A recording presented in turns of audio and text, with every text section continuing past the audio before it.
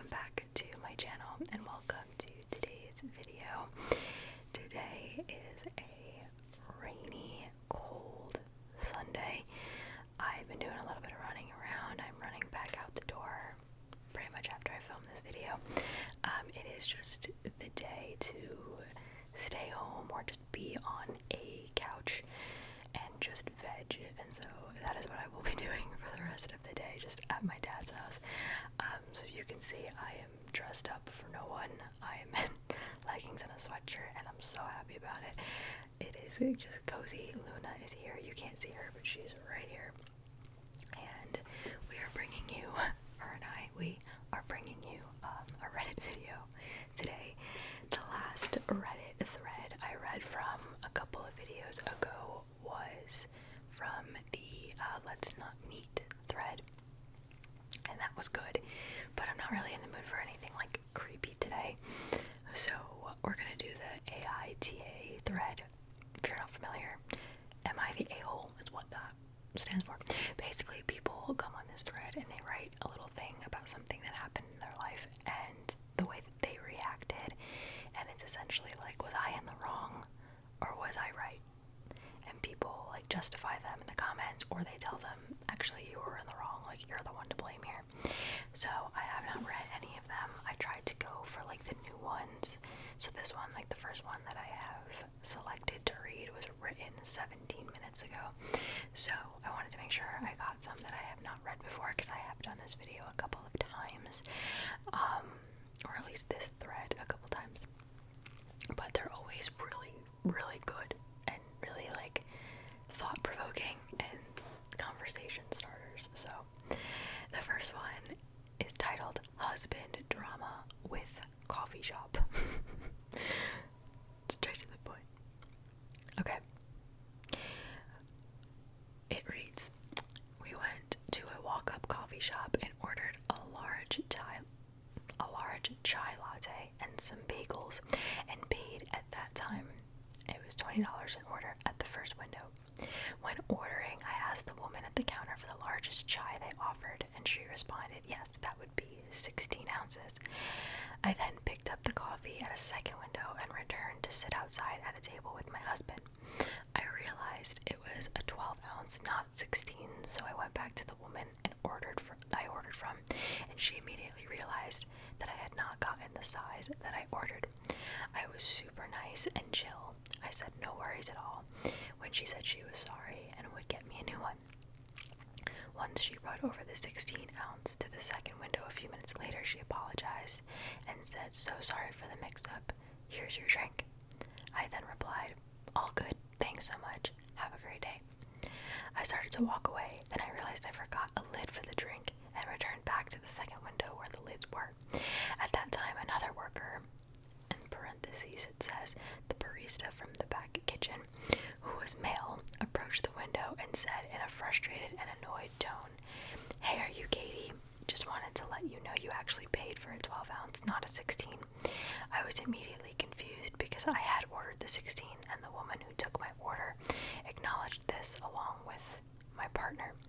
I went to reach for my wallet, although I was confused how to remedy this, as a line was now an hour long with the customers, and he was just the barista from the back. Can I read? Sorry. He was just the barista from the back, / there was no cash register at the second window. He then said in a condescending tone, I mean, you'll just have to get back for... Okay, also these are Reddit threads, so they're not always written in the best, like, grammar, so bear with me. He said, I mean, you'll just have to get us back for it next time. Everyone around me looked at me like I had just conned them into a coffee I didn't pay, and it was embarrassing. How is this my fault? You guys messed up the order, not me, and I did pay. My husband hears of what happened and returned back to the second window and asked for the guy in the back, saying, I need to talk to that guy because apparently I owe him money. Everyone is confused in the coffee shop and won't come speak to my husband. So he asks again, saying, he told my wife that we owe him money for a coffee we allegedly didn't pay for, even when you guys messed the order up, so here I have his money. He then leaves $5 on the counter and walks away. It was quite dramatic, and everyone thought my husband was some random guy trying to have beef with the guy in the back. He didn't swear or raise his voice, but he clearly wasn't happy. We start walking down the block, and the coffee guy chases us down and says he's refunded our whole order and gives us the $5 back, and then runs off. Okay. Because it's so new, there are no comments under the post, but it definitely was really dramatic for no reason. I mean, I wouldn't say anybody's an a-hole, but like, I wouldn't want my husband to like go back. I am very much just like a let it happen. Next time is a new time. But I get it, he was trying to stand up for his wife. I get it, but on both sides, I feel like we could have just let it happen. But it's funny. Okay. I'm looking for a good like title. Okay. This one says, am I wrong for wanting to go low contact with my sister due to her 4th pregnancy? What does that mean? Let's read. I'm hooked. It says, here is my story, and I'm sorry for the long post that this might be. Also just wanted to be clear up front, I am not mad at my sister for being pregnant, or wish her any ill will. Oh, okay. I didn't know the context. Okay, let's continue. I am a 33-year-old trans man, and my sister is 29 female. My sister has recently informed me that she is pregnant again with baby number 4. At the moment, she is undecided if she will keep it or not, but leaning more towards keeping it. I am decided with my husband we should go low contact, and here is why. My sister has at the moment 3 adorable kids, 2 girls and 1 boy, and they each have separate dads. My husband and I have been trying for children unsuccessfully now for 8 years and recently decided to stop and we would just live with our pets. This decision was not easy, and we have been open with family and friends about our journey/struggles and overall feelings. We have cried, and sometimes I still cry when someone asks us when they can expect a kid from us. Never supposed to ask somebody that, but while we were trying, my sister has offered to be our surrogate, and we were thankful for that offer. However, our relationship as siblings during my early years of trying were not great, and only recently do we have a semi-functioning relationship as siblings.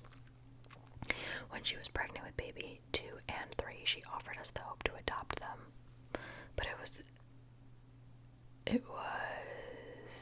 the way she said it. I'm trying to like read through the typos, sorry, but it was the way she said it. She said, quote, since your body can't make one, but mine is able to, or quote, the one thing your body isn't good at, my body excels at, and later handled it that we didn't adopt. I feel like adopting your sibling's child could just be messy in and of itself. You know what I mean? Even if it is the surrogate, I don't know, it's just very close to home in my opinion. But also you definitely don't word it like that. Okay, anyway, let's continue. It was due to the things that happened with baby 3 that I am struggling with being a supportive sibling. This one, she had me look for lawyers to go about adoption, told our family and friends. Then when we felt like, hey, this is happening, she told us she couldn't handle the pregnancy and wanted to abort.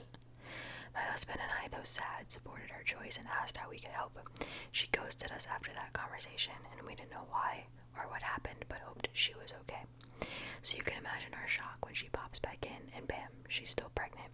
She didn't apologize or explain much to us. The information we got was that baby father threatened to take her to court if she gave in to us, and her friends convinced her against the abortion and letting us adopt. My husband and I went through the feelings we had together and with therapy, but we didn't make her feel awful. See, it's just messy. It's just messy.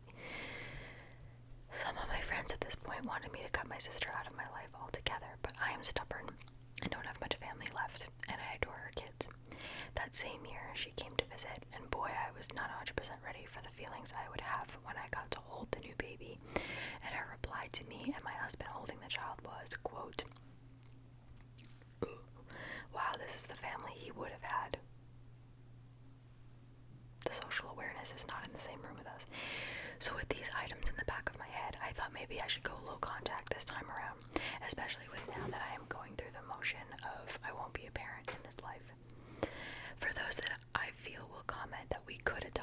We know and we have thought about this. However, as due to the state we will live in being very much against LGBTIA adoption, this becomes an issue for us.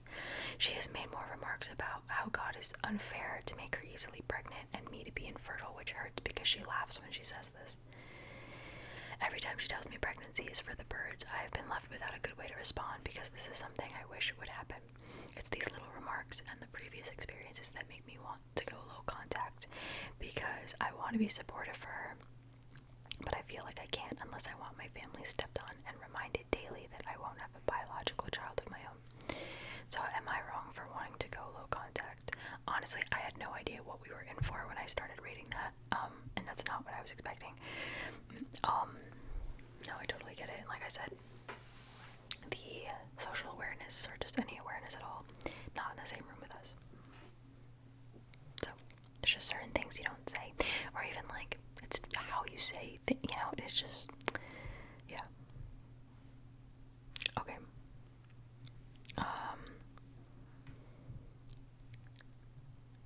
Let's see. Let's try this one. This one's kind of short. Am I wrong for demanding more than I ask for with chores? At first I thought this was written by a child, but it's not. Me and my fiance are 9 years together, also living with each other for almost the same amount of time. I can say that from early on, I was the one making decisions, taking responsibilities, and remembering about chores at home. It was sometimes a subject of our arguments, resulting usually in him saying that he doesn't feel the need of keeping things on my level. For example, in regular cleaning, cooking, so many typos, cooking more than eggs or toast, or in minor changes in his approach. Although since I'm trying to read this, although for 2 months I have had chronic mobility issues and restrictions related to that. I can't clean nor cook a whole dinner. Or sometimes even I'm so drained that it's too much for me to think about grocery lists. I have to ask him to hand me almost everything or do something at home. And that's the problem for me.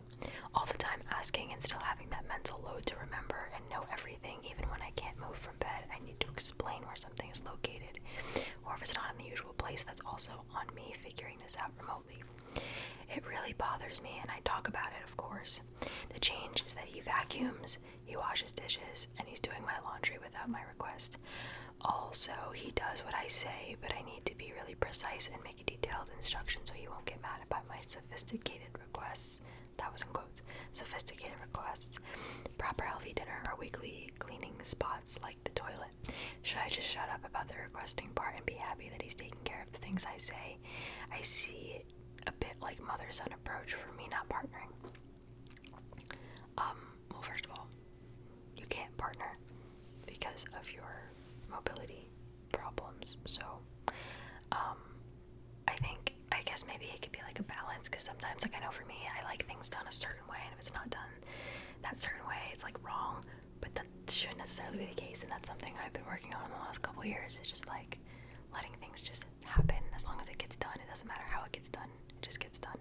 So it could be a little bit of a balance, but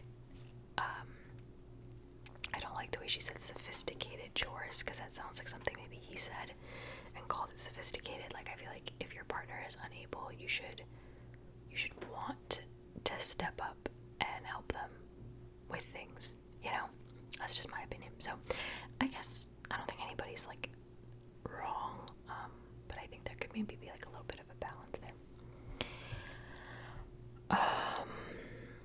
The next one under it is pretty similar. Kind of. It says, am I wrong for not doing my husband's laundry?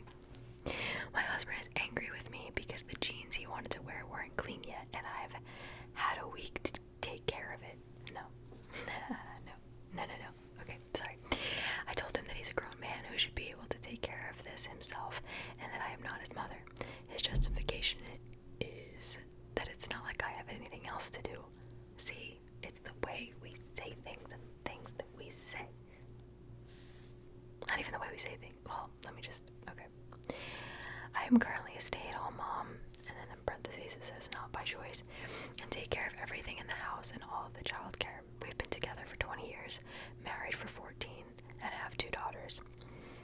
years ago, I gave up my full-time job so that he could pursue a job opportunity abroad.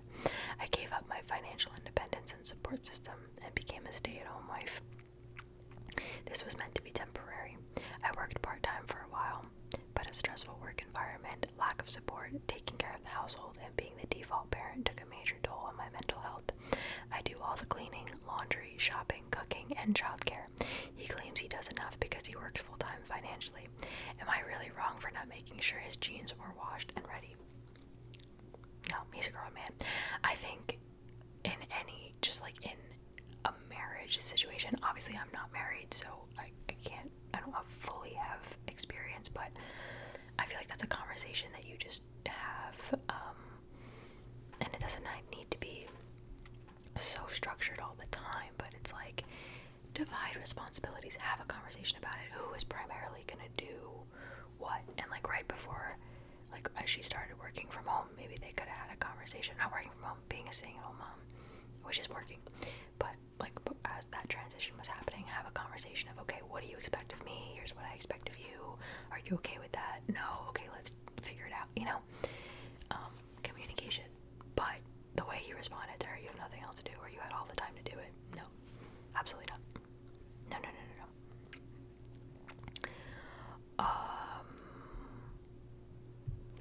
Okay, the next one. Am I wrong for wanting a bridal shower?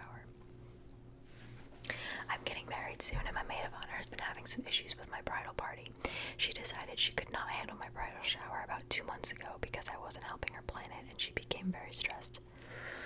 Then she dropped out of my wedding after a spat about my other bridesmaids not being able to afford or get time off for a 4 to 5 day cruise bachelorette party she wanted to do. I ended up going to Houston, Texas with the other girls because one of my bridesmaids lives there, and we had a great time, although it's not what I had originally planned. Around the time of this, my maid of honor decided she wanted to be friends again and be in the wedding. I forgave her and told her she could. We went to Disneyland for a weekend, just the two of us, as our bachelorette trip, and had a good time. Flash forward to now, I asked someone to plan my bridal shower because I feel like this is a once-in-a-lifetime thing. Yes. I only get to be a bride once, so I want to do everything to the fullest. Yes. So I hired someone to plan the party, and she created a group chat with all my bridesmaids and maid of honor. My maid of honor texted me separately asking, "What is this?" And I told her I had hired someone to do the party, and she said, okay, I attempted to do that months ago. I said, yes, but you then told me you were no longer going to do it before you dropped out of the wedding, so I have someone else planning it. She then got offended and said it made her look bad as a maid of honor, and I told her that I'm just asking for the bare minimum as a bride, and that I want all the bridal things because I only get to do this once. She then blocked me. I guess she's out of the wedding again. So, am I wrong for wanting a bridal shower? Yikes. There seem to be some maturity issues with the maid of honor. The thing with like weddings is, I know it is asking for a lot financially. It's asking a lot for like your time, especially like when you're in the wedding. It's a lot. It's a lot.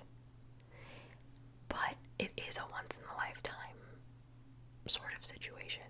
And so I think if it's your friend, like you, especially if you're in the maid of honor, that means you guys are close. Like you do whatever you have to do to make it a good experience for the bride. So, unfortunately, I wish she could have picked a better maid of honor from the beginning, because that's rough. I've been a maid of honor, and let me tell you, it is one of the most stressful things you will ever have to do. And it's a big responsibility, but you gotta do it, and you gotta do it well. So, let's end with this one. This one is just titled, Homeless Parent, Don't Know What to Do.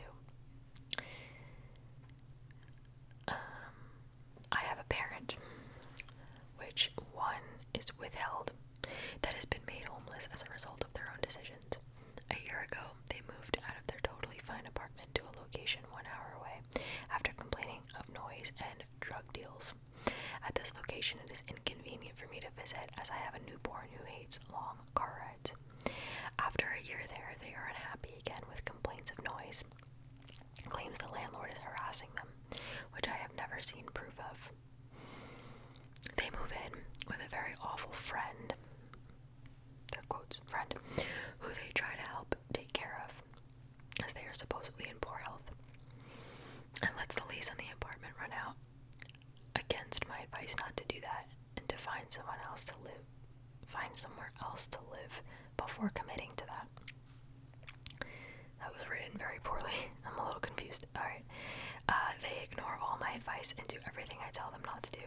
The friend ends up doing what they always do and harass and bully my parent into leaving, which I have seen but don't know why they began or what led up to the bullying. My parent is now homeless, jobless, and living in a car. I told my parent to apply for emergency housing and call around to the local aid services for help. They beat around the bush again for about a week this time, and finally filed the paperwork minus a birth certificate. The parent had been very manipulative and psychologically abusive my whole life. The parent who also thrives heavily on pity and tries to make every situation about them. They have pushed away all of their family besides me, and I cannot stand to be around them for long periods without getting stressed and mentally drained. The father can't take care of himself at 75 years old. The sister is living on a couch due to home issues, and I have not offered my house because I have a newborn. Don't have the room for an extra body, and my significant other can't stand my parent because of how manipulative they try to be of me. The parent seems to be under the escapism mindset and believes they are talking to music stars and claim they are also coming to take the parent down instead of trying to find themselves help. They are worried about concerts and trying to get to said music star. I've been trying my best to help where I can, but this parent can't be helped and does the opposite of everything you tell them, and they are never happy anywhere. There's no win situation for me or the parent.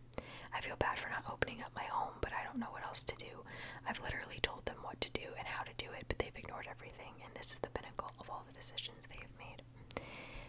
It sounds like a lot of outside help is needed, like professional help, you know.